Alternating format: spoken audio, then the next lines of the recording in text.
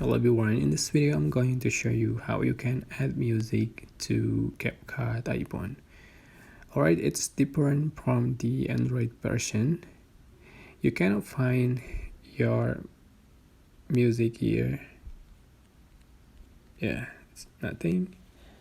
So this requires a PC, but don't worry, I will show you how without PC.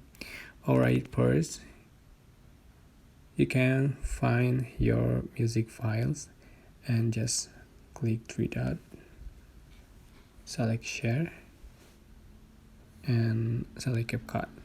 So click import audio to CapCut. So the music has been added to your project here. Alright, this super simple. I hope this tutorial, this information was helpful for you. Don't forget to like, comment, share, and also subscribe. If you have any question, please leave it in the comment section down below. So thank you so much for watching.